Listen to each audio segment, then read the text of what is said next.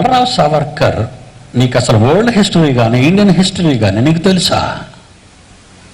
ఈ భారతదేశానికి వచ్చిన వాళ్ళు ఖైబర్ బోలన కనుమల గుండా వచ్చారు. ఇండియన్ హిస్టరీలో వాళ్ళెవరు? మధ్య ఆసియా నుండి వచ్చారు. మధ్య ఆసియా నుండి ఖైబర్ బోలన కను ఈ కొండల లోయలలో నడుచుకొచ్చిన ఉత్తర భారతంలో సెటిల్ అయి తరువాత దక్షిణ భారతదేశానికి వచ్చి సెటిల్ అయ్యారు. ముందు వచ్చిన వారు ద్రావిడులు అంటున్నారు, తర్వాత వచ్చిన వారు ఆర్యులు అంటున్నారు. మరికొంతమంది ముందు వచ్చిన వారు ఆర్యులు అంటున్నారు, తర్వాత వచ్చిన వారు ద్రావిడులు అంటున్నారు. Is Indian history.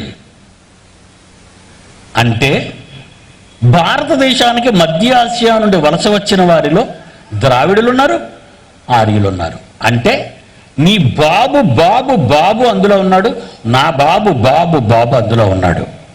నువ్వు నేను ఆర్యులకు ద్రావిడులకు చెందిన వారమై మనం ఉండాలి. నన్ను పొమ్మడానికి నువ్వెవడో రా అన్నాను. మీకు అర్థం లేదా? నువ్వెవడో నన్ను పొమ్మడానికి?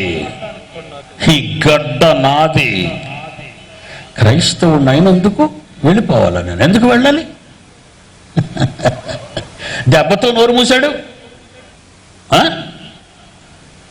నెట్ట ప్రపంచం అంతా వెళ్తుంది. ఇప్పుడు మీరు ఏమనుకుంటారు? కొత్తగూడెంలో ఈ జరుగుతున్న ఈ సభలు ప్రపంచ దేశాల్లో ఉన్నవాళ్ళు, తెలుగు తెలిసిన ప్రతివాడు చూస్తున్నాడు ఇప్పుడు నెట్.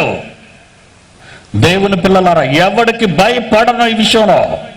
ఓపీ త్యాగ్ ఎప్పుడైతే పార్లమెంట్లో బిల్లు ప్రవేశపెట్టాడో కచ్చాడో. అప్పటికి ఈ దేశాన్ని పరిపాలిస్తున్న అధికార పార్టీ జనతా పార్టీ.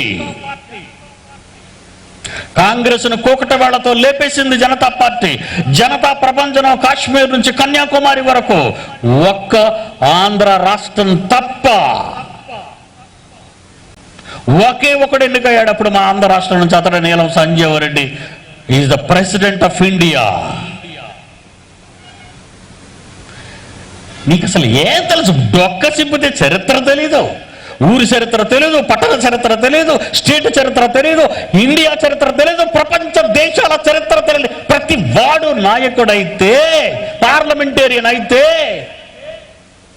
ఖబర్దార్ బైబిల్ జోలికి వస్తే